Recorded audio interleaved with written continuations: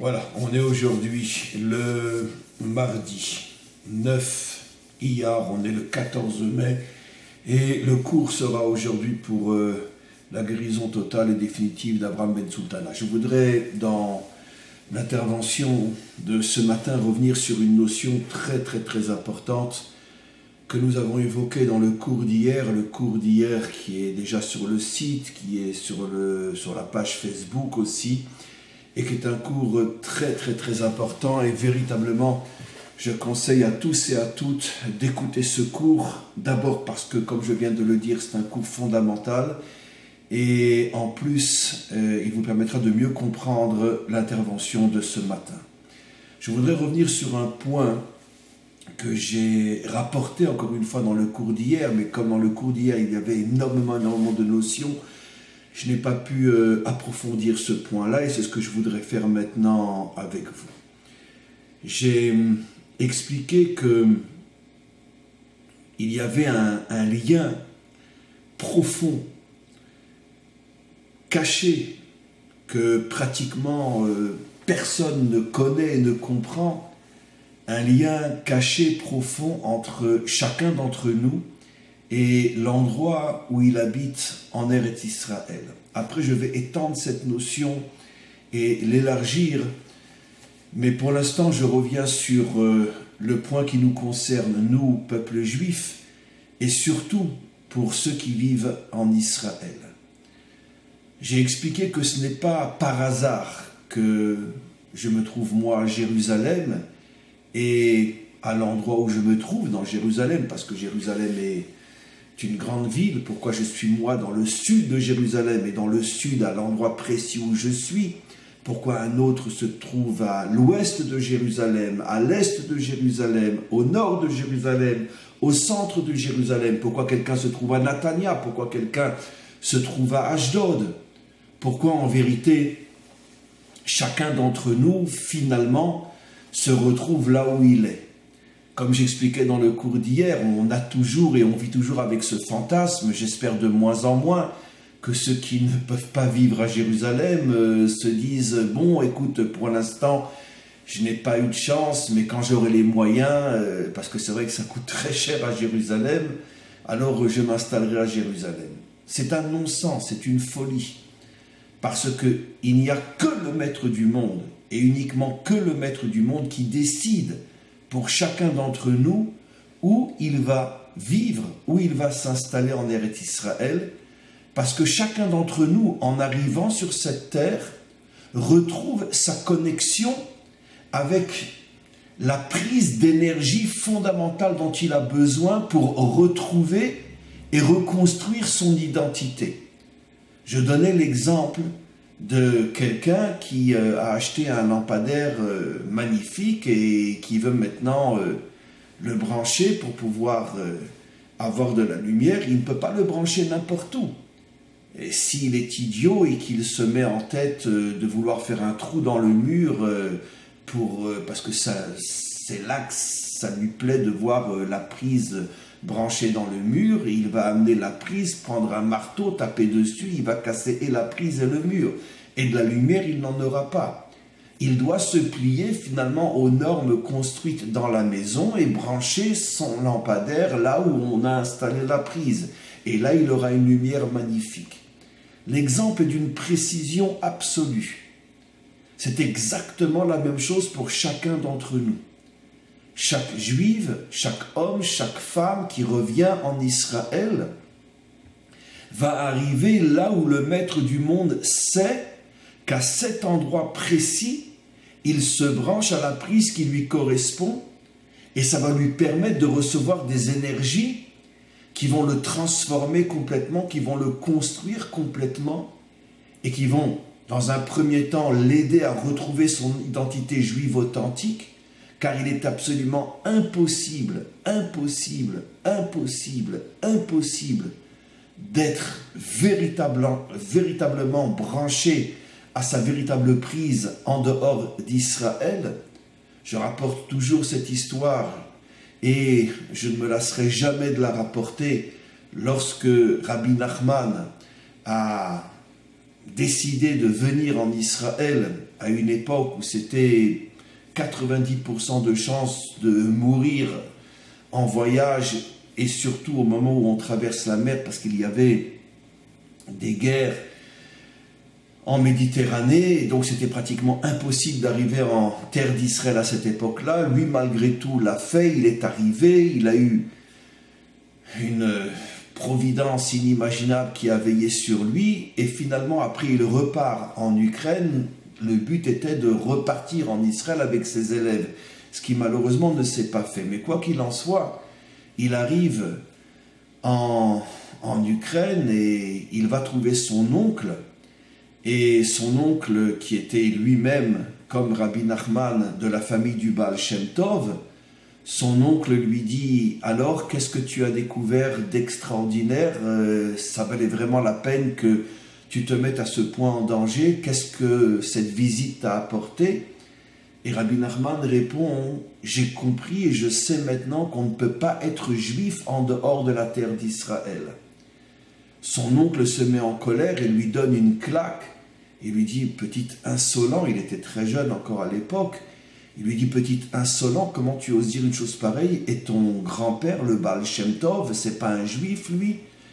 Répète ce que tu as dit. » Et Rabbi Nachman, qui, comme on le sait, était un vrai juif, c'est-à-dire qu'il ne revenait jamais sur une vérité à laquelle il s'accrochait, même s'il devait avoir le monde entier contre lui, répète la même phrase. Et il dit « Oui, on ne peut pas être juif en dehors d'Israël. » Il prend une deuxième claque.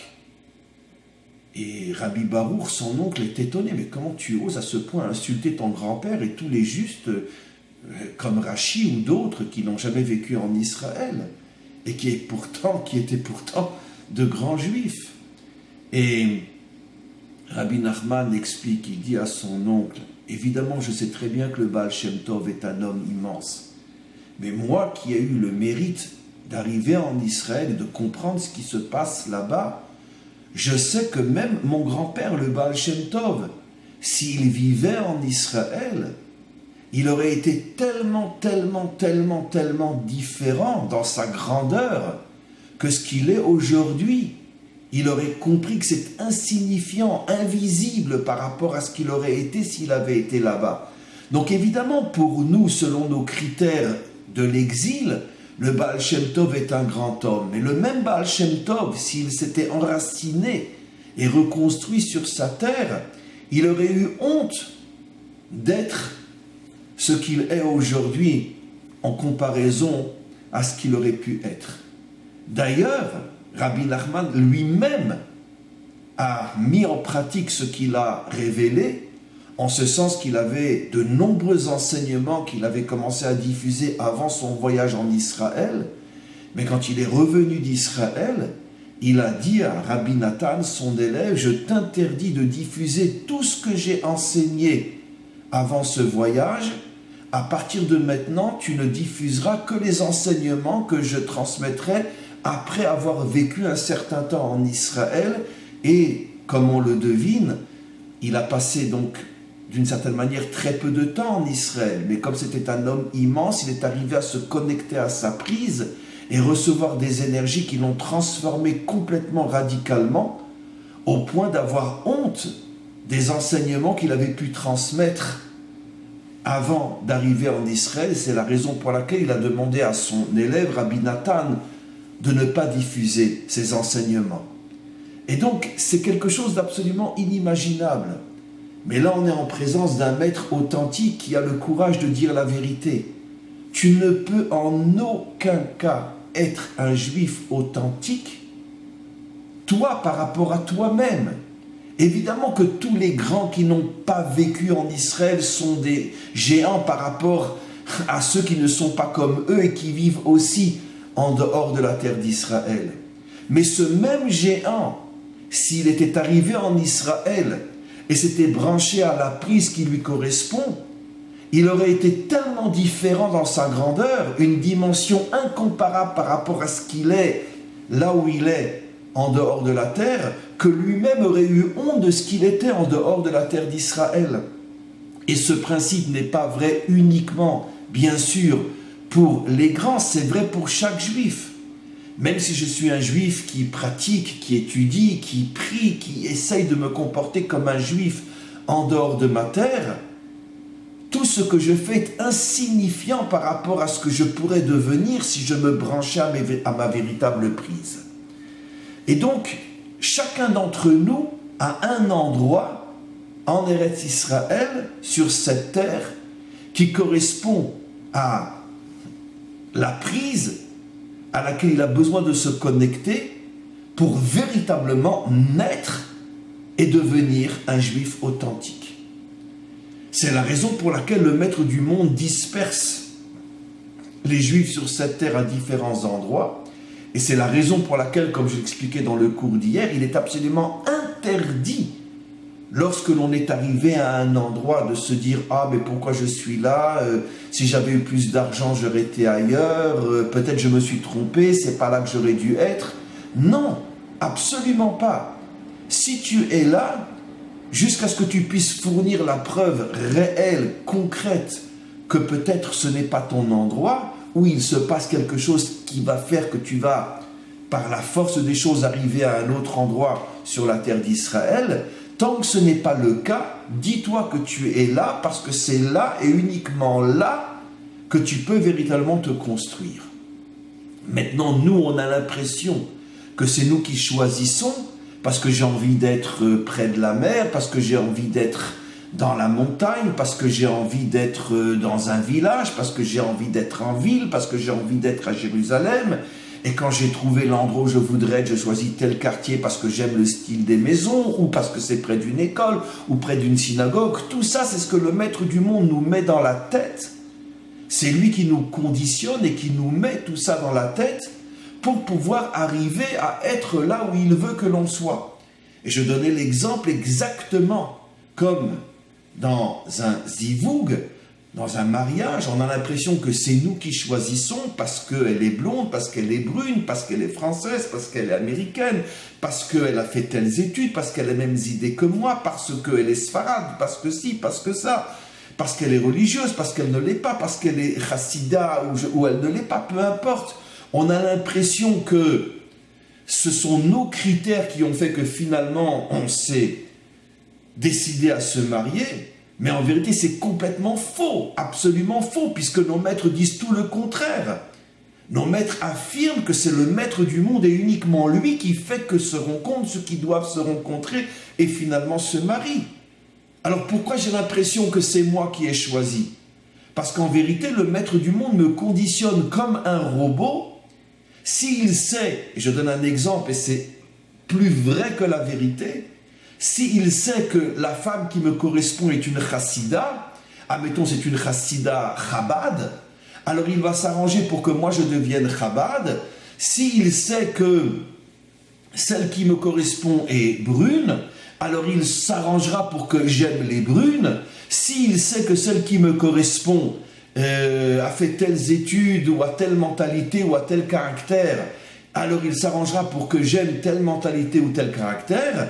Il me conditionne, il me prépare finalement à chercher ce que lui sait dont j'ai besoin et il me crée en moi tous les critères mentaux, psychologiques, intellectuels, sentimentaux qui vont faire que je vais me diriger vers cette personne. Et moi je crois que j'ai choisi, mais je n'ai absolument pas choisi, je ne choisis rien du tout. Je suis dans ce domaine précis complètement robotisé. Et c'est les deux domaines dans lesquels on est complètement robotisé, le choix de l'épouse ou le choix du mari et le choix de l'endroit où je vais vivre en Israël. C'est la raison pour laquelle nos maîtres font une allusion extraordinaire à ce que j'explique. Comme vous le savez, je ne dis rien, pas un mot, pas une lettre, pas un espace entre deux lettres qui n'a pas une référence dans la Torah. C'est ce que nous disent nos maîtres, eux le disent en une phrase et moi il me faut 2 cours pour l'expliquer. Nos maîtres disent « Beito zo ishto », la maison d'un homme c'est sa femme, ou la femme c'est la maison d'un homme. À quoi ils font allusion ? Au cours d'hier et à ce que j'explique aujourd'hui. La maison c'est là où j'existe, c'est là où je vis, c'est là où je m'épanouis, c'est là où je me situe. Et quand ils comparent nos maîtres la maison à la femme, ils veulent dire exactement la même chose. De la même manière que ce n'est pas toi qui choisis ta femme, Tu crois que tu l'as choisi, mais c'est Hachem qui te conditionne pour aller vers celle qui te correspond. Exactement de la même manière, ne crois pas que ta maison, là où tu habites, c'est toi qui as choisi. Tu es là où le maître du monde sait que tu dois être, parce que c'est le seul endroit où tu pourras vraiment te connecter à ta propre prise identitaire et te construire en tant qu'homme, te construire en tant que juif et pouvoir réaliser ta mission. Alors tout ça, c'est très beau, c'est très théorique. Mais je veux revenir maintenant sur un point très très important que j'expliquais hier aussi. Mais est-ce que ça veut dire que tout homme est sûr et certain de trouver véritablement la femme qui lui correspond? Est-ce que c'est sûr et certain que toute personne qui arrive en Israël va tout de suite être prise par le maître du monde, va être mis à l'endroit qui lui correspond? Alors la réponse est que non, absolument pas. Ce que j'ai expliqué, c'est, on pourrait dire, l'aspect idéal. Mais comme on le sait dans ce monde, toute chose qui te construit, tu dois la mériter.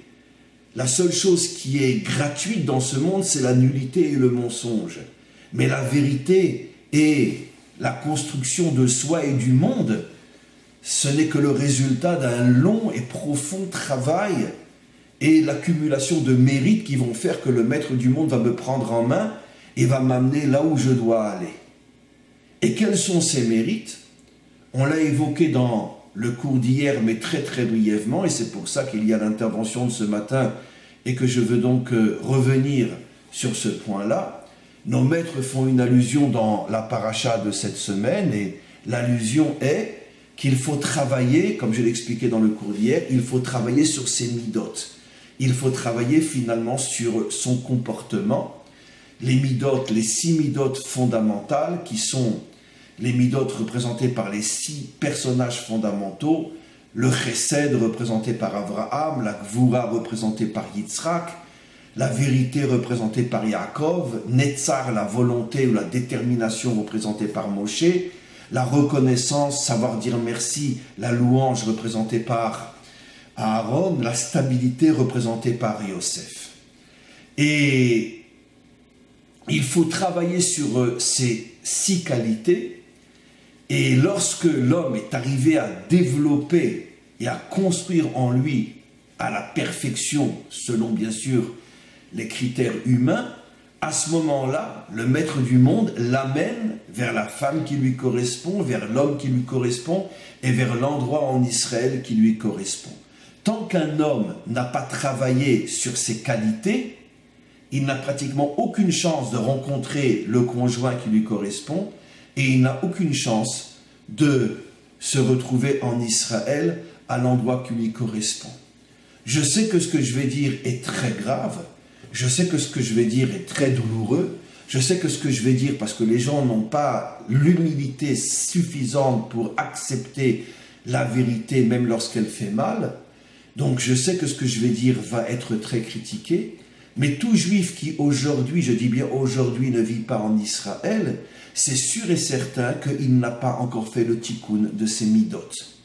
Alors vous me direz, mais pourtant on voit et on trouve en Israël des gens qui apparemment sont en dehors d'Israël, surtout parmi les justes ou les grands rabbinim, mais on trouve des gens qui apparemment semblent être des gens qui ont un grand tikkun amidot. Tikkun amidot, ça signifie encore une fois la construction de ses qualités. Alors je répondrai que non. Mais comment tu peux dire ça, espèce de petit insolent?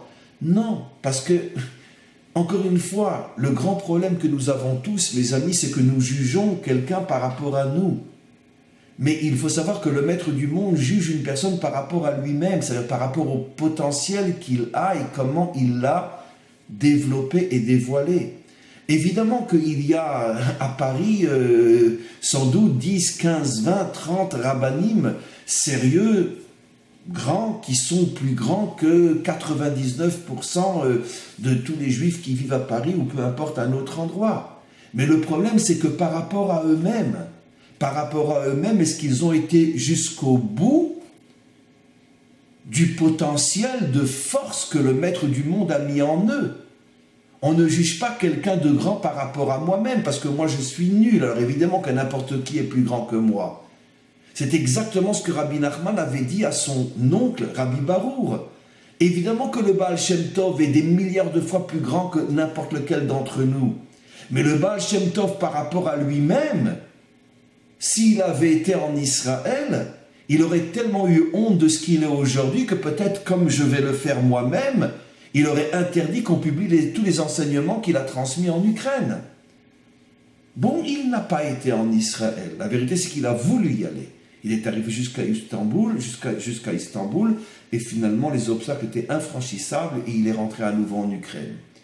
Et beaucoup de commentaires disent que le fait qu'il a eu la volonté sincère d'y aller et qu'il a tout lâché et est arrivé jusqu'à Istanbul, c'est comme si finalement il était arrivé en Israël et donc d'une certaine manière il a bénéficié de la lumière d'Israël. Et c'est pour ça qu'il est devenu Baal Shem Tov. Et Rabbi Nachman parlait du Baal Shem Tov avant qu'il décide de partir en Israël et d'arriver au moins jusqu'à Istanbul. Mais quelqu'un qui vit en dehors de la terre d'Israël et qui n'a pas du tout l'intention d'y arriver, ou alors comme beaucoup à la retraite, c'est-à-dire donc jamais, parce que en Israël il faut y arriver quand tu es encore en pleine force de l'âge pour pouvoir réellement agir, faire, construire et te construire. Mais si c'est uniquement pour aller y passer des vacances quand tu auras 67 ans ou 70 ans, bon, c'est mieux que de rester en France, ça c'est sûr. Mais c'est pas de ça que je parle. Et tout le monde, avec un minimum de bon sens et d'honnêteté, le comprendra. Donc, je reviens à ce que j'explique. Quelqu'un qui n'a pas l'intention, quand il a 30 ans, 40, 45 ans, 50 ans, quand il est encore un homme actif, n'a pas l'intention de venir en Israël, c'est clair que lui, par rapport à son niveau, n'a pas fait le tikkun de ses midot. Parce que s'il avait fait le tikkun de ses midot, Hachem l'aurait aidé à arriver en Israël pour qu'il puisse se brancher à la prise qui lui correspond et à ce moment-là devenir quelqu'un de totalement, fondamentalement différent de ce qu'il est aujourd'hui. Et on le sait tous et on le vit tous. Combien de fois je vous ai dit, et je pense ne pas être le seul à le dire, et je vous le dis encore une fois avec la plus grande humilité, la plus grande simplicité, la plus grande... Mais croyez-moi que je ne joue pas la comédie. Quelqu'un viendrait aujourd'hui et me dirait « Chaim, je te donne 100 millions d'euros pour que tu quittes le pays, ne serait-ce que pendant 1 an. » Je ne parle même pas de le quitter pour toujours.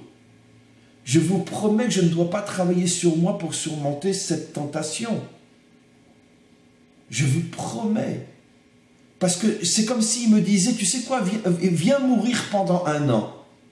Je te donne 100 millions d'euros pour que tu meurs pendant 1 an. » J'ai pas envie d'être mort pendant 1 an.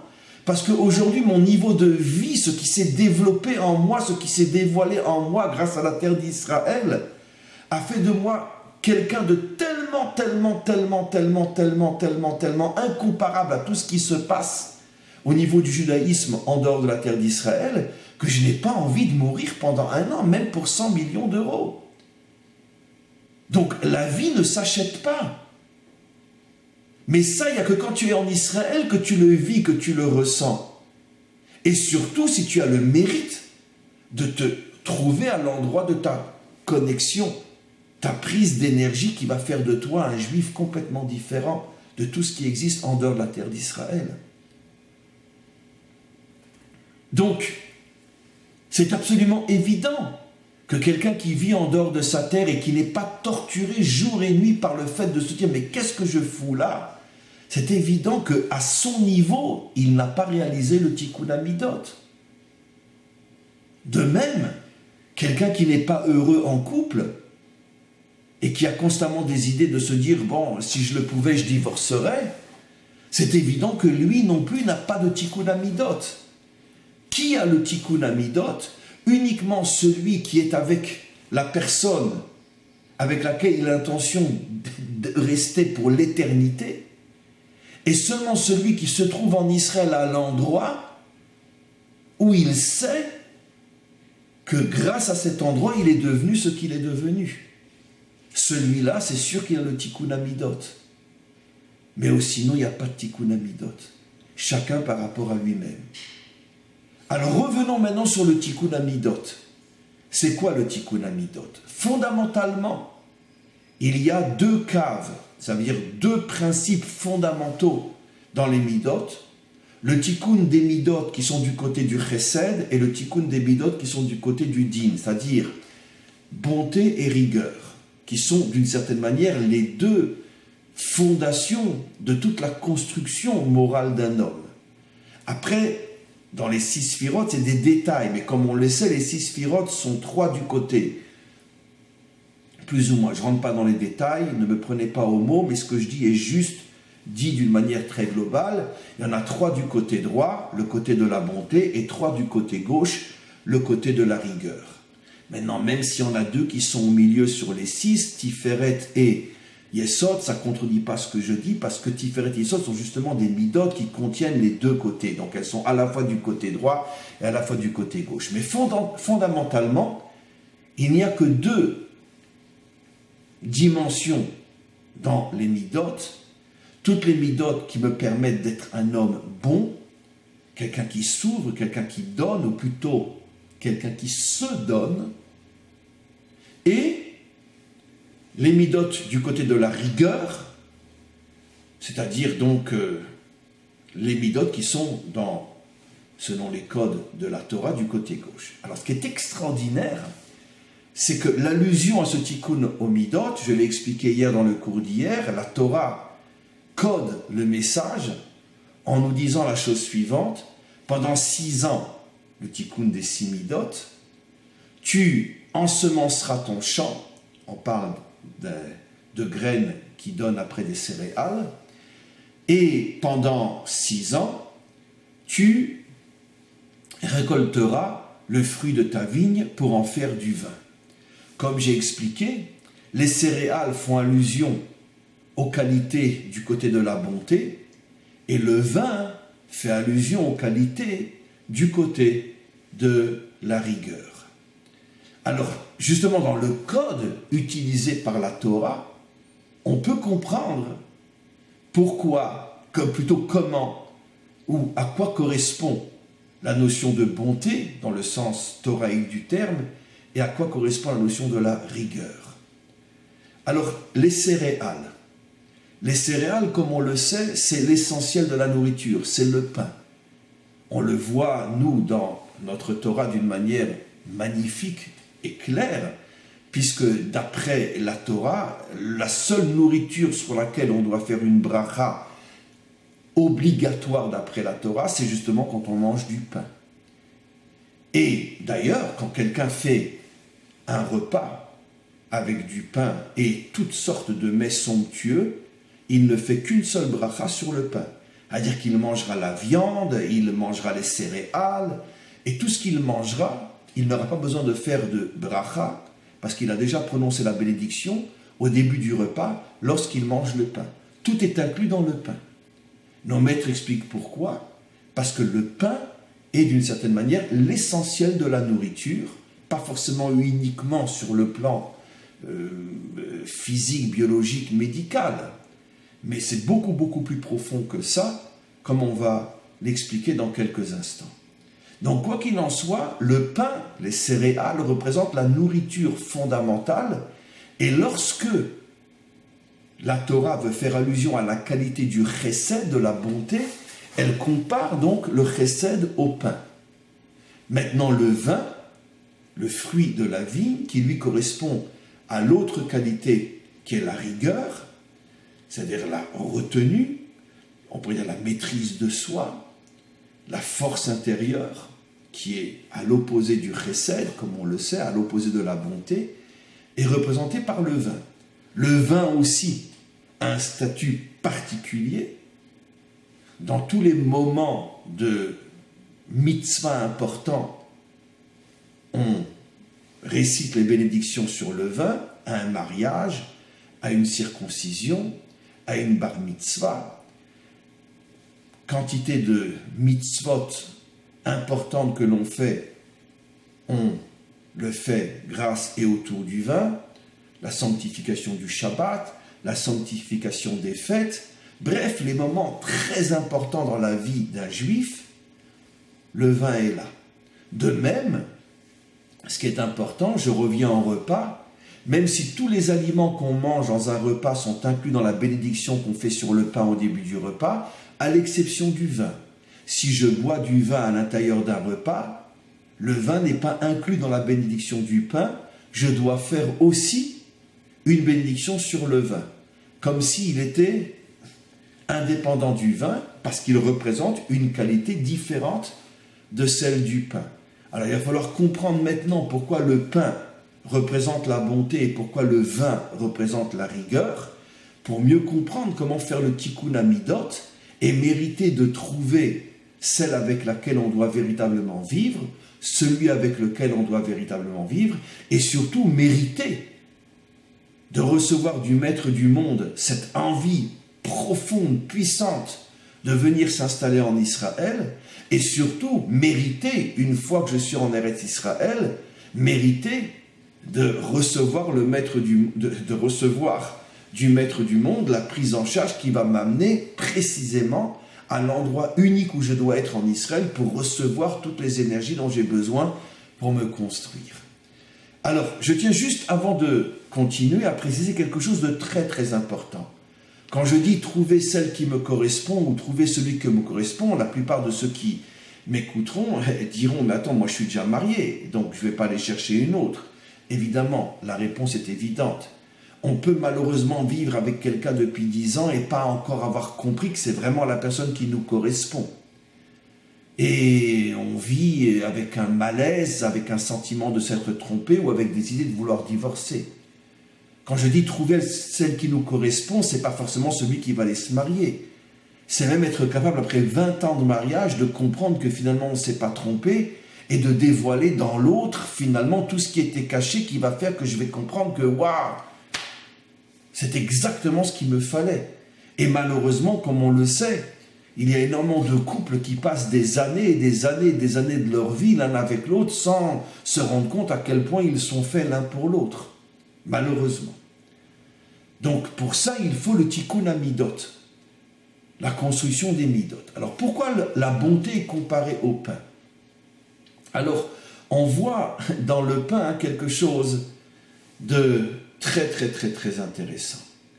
D'abord, c'est effectivement la nourriture essentielle. Ce que je vais dire, on le retrouve sur des fruits aussi, mais un petit peu différemment. Mais en tant que nourriture essentielle, d'abord on prend une graine. Et la graine, on la met dans le sol. On la cache complètement dans le sol, on la cache complètement dans la terre. On sait que la graine passe par un processus de pourrissement, de décomposition à l'intérieur du sol. Et après, une certaine énergie naît de ce pourrissement, de cette décomposition, et vont sortir finalement après les épis, etc., qui vont donner les graines avec lesquelles on va faire le pain. Autre point très important, à la différence justement de quantité d'autres choses qui passent aussi par le sol, mais que je n'aurai pas besoin de transformer après. Par exemple, je mets une graine pour avoir un pommier, le pommier va pousser, mais après, la pomme, telle que je la prends, je peux la manger, je n'ai pas besoin de la transformer. Alors que le pain, lui, la graine qui aura poussé, elle va devoir subir une transformation énorme et une transformation énorme et due à l'homme. C'est-à-dire que c'est l'homme qui va devoir prendre la graine et lui faire traverser une très très très longue transformation jusqu'à ce que tu puisses avoir le pain sur ta table. D'ailleurs, les transformations sont tellement énormes que depuis le moment où tu as planté la graine, même depuis le moment où tu as obtenu la céréale, jusqu'au moment où tu obtiens le pain est tellement, tellement, tellement différent de la céréale. La céréale elle-même n'est pas tellement différente de la graine, c'est aussi quelque chose de rond, de petit, etc., même si ça pousse sur un épi, mais il y a encore un certain lien entre la graine et la céréale, mais par contre le pain, là où est intervenu l'homme et a fait pratiquement l'essentiel du travail, la transformation de l'homme est énorme. Qu'est-ce que je veux dire par là? Vous remarquerez que pour avoir du pain, finalement, il y a une intervention qui est, je vais l'appeler divine, parce que ce n'est pas l'homme qui a créé toutes les énergies qu'il y a dans la terre qui transforment la graine en épi, C'est pas l'homme qui fait pousser l'épi, c'est pas l'homme qui a décidé que l'épi aurait telle forme, etc., etc. C'est pas l'homme qui fait descendre la pluie pour que la récolte puisse pousser. Il y a effectivement une intervention divine importante pour obtenir la graine. Mais d'un autre côté, après que tu aies eu la graine, l'homme va devoir faire un travail énorme, si j'ose dire, beaucoup plus important que le travail de Dieu. Il va devoir récolter, il va devoir d'abord travailler la terre, et d'abord avant de pouvoir ensemencer, il faut travailler la terre. Il va se lever à 4 heures du matin, il va travailler des journées entières, et puis après il va faire la récolte, il va devoir faire tout le travail de séparer l'écorce de la graine, après tout rassembler dans une grange, et puis après commencer à moudre, et commencer à trier, et commencer à mettre dans le four, à faire la pâte, etc., etc. Un travail énorme par rapport à, si j'ose dire, au travail divin. Qu'est-ce que je comprends? Quel est le message? Et c'est sur le pain uniquement qu'on trouve ce phénomène, pas sur les fruits, qui eux, une fois qu'ils ont poussé, finalement l'homme les prend et les mange. Donc le travail divin est beaucoup plus important que le travail humain dans l'apparition de pratiquement toutes les autres récoltes. Il n'y a que sur le pain qu'on voit la présence et l'intervention obligatoire de l'homme qui prend presque le dessus sur l'intervention divine. Qu'est-ce que l'on comprend de là? On comprend de là que dans le recette que tu fais, quand tu décides de faire du bien autour de toi, lorsque tu te décides d'apporter quelque chose au monde, sache que ton investissement doit être énorme. D'un autre côté, sache que tu as besoin de l'aide du maître du monde. Mais attention, sache que le maître du monde ne fera que très peu par rapport à ce que tu devras faire toi. Ton travail doit être beaucoup plus important que celui du maître du monde. Et c'est souvent la raison pour laquelle rares sont ceux qui font du vrai chesed. Et là, je vais toucher un point essentiel. Est-ce que le chesed, c'est donner même 100 shekels ou 100 euros à un pauvre qui tend la main? Non. C'est pas ça le chesed, ça s'appelle de la charité. Le chesed, c'est si tu es capable de prendre quelqu'un qui souffre, qui est dans le besoin, et de l'accompagner jusqu'à ce qu'il devienne comme du pain. Ça y est, il est fait. Qui fait ça? Qui fait ça? Qui est capable de prendre quelqu'un et de le suivre jusqu'à ce qu'il soit complètement reconstruit? Non. Donner de l'argent à quelqu'un, c'est sûr que c'est bien, mais c'est pas ça le chesed. Combien de fois dans mes cours j'ai expliqué que le chesed, nos maîtres l'appellent une construction. Olam chesed yibane, construire. Pour construire, tu ne te suffit pas uniquement d'apporter tous les matériaux que tu laisses sur le sol et puis après ça va se construire tout seul. Non. C'est des semaines, des mois, peut-être des années d'efforts jusqu'à ce que l'immeuble soit complètement terminé. Exactement de la même manière, lorsque tu donnes 100 shekels, même 1000 shekels, même 1000 euros à un pauvre, tu as amené le matériel sur le sol, mais qui construit? Toi qui apportes, il faut aussi que tu sois le constructeur. Et là, vous en trouvez 1 sur 100 millions des hommes comme ça sur Terre. On se contente de donner si on a les moyens. Mais personne n'accompagne la construction. Et je ne parle pas uniquement d'argent. Qui est capable de prendre un couple qui a des problèmes de couple et de le suivre jusqu'à la fin. Et gratuitement, bien sûr, parce que si je me fais payer en tant que conseiller conjugal, c'est un métier. C'est plus du chesed. Le chesed, par définition, doit être gratuit. Vous connaissez beaucoup de gens qui sont capables de consacrer des dizaines d'heures par semaine à s'occuper de couples, à s'occuper de gens qui ont des problèmes, à répondre à des questions, à suivre des gens et tout ça gratuitement. D'investir plus de temps pour les autres que pour soi-même. 1 sur des centaines de millions, vous en avez des hommes comme ça dans le monde. Ça veut dire que le vrai chesed, personne ne le fait. Et on croit tous qu'on est des gens très bons parce que On donne des sommes relativement importantes à droite, à gauche. C'est pas du chesed, ça, mes amis. Ça, c'est de la charité. À la rigueur, vous êtes des catholiques, mais vous n'êtes pas des juifs. Un juif est celui qui prend un problème et qui le suit jusqu'au bout, jusqu'à ce qu'il devienne du pain. C'est ça le vrai chesed.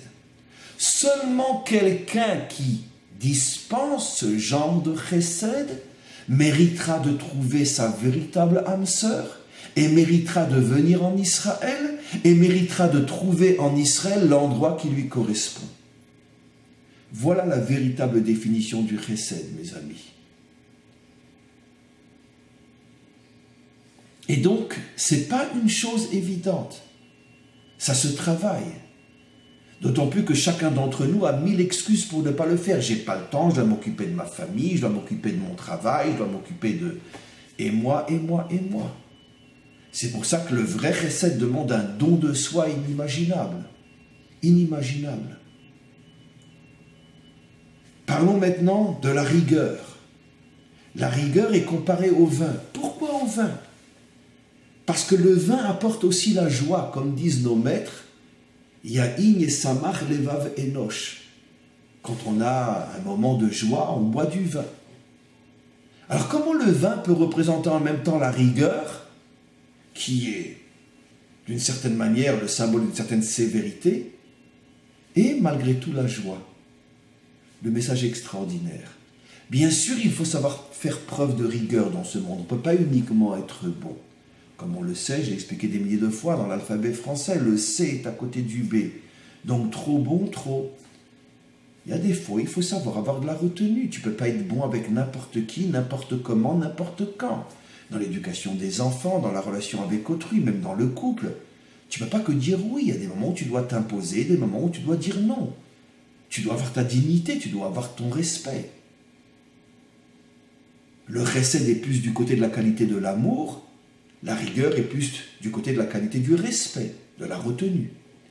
Mais le problème c'est que la majorité de ceux qui sont du côté de la rigueur sont aussi trop souvent des gens sévères, des gens froids, des gens tristes, des gens durs. La Torah ici vient te révéler un secret extraordinaire.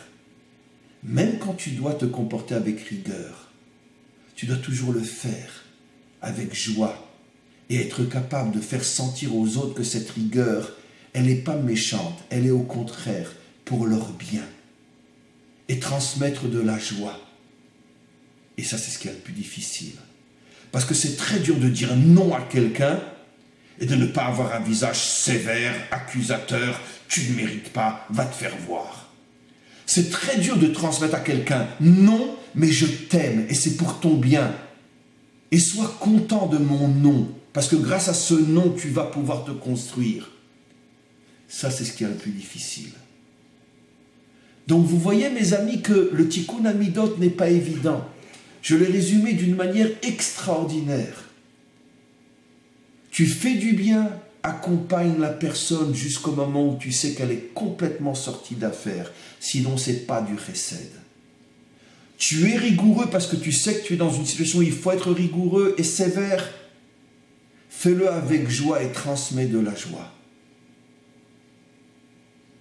Quand un homme mérite d'avoir ces deux qualités fondamentales, le maître du monde l'amènera à celle ou à celui dont il a besoin et à l'endroit en Eretz Israël qui correspond à l'endroit dont il a besoin. Et c'est ça la récompense que le maître du monde nous fait. Voilà, je pense que cette intervention est très très importante, elle complète d'une manière magnifique le cours d'hier. Et en attendant à tous et à toutes, réécoutez le cours d'hier, réécoutez le cours de ce matin et on reste en contact. Je vois qu'il y a juste une question que je voudrais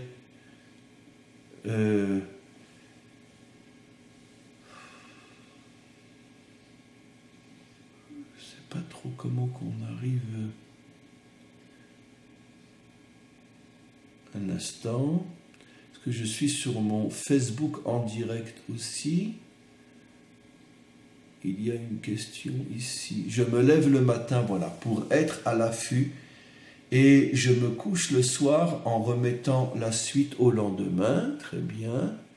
Mais enfin, un matin et un soir relatif, bon, il n'y a pas de question. La rigueur est aussi une forme d'amour, bien sûr, parce qu'on veut que les choses soient bien pour les gens qu'on aime. C'est ce que j'ai dit, c'est ça le grand, grand, grand secret, Mathieu, de la comparaison que fait la Torah entre la rigueur et le vin, parce que le vin apporte malgré tout la joie, pour dire que même dans ta rigueur, tu dois faire sentir à l'autre que tu l'aimes et que tu es rigoureux pour l'aider.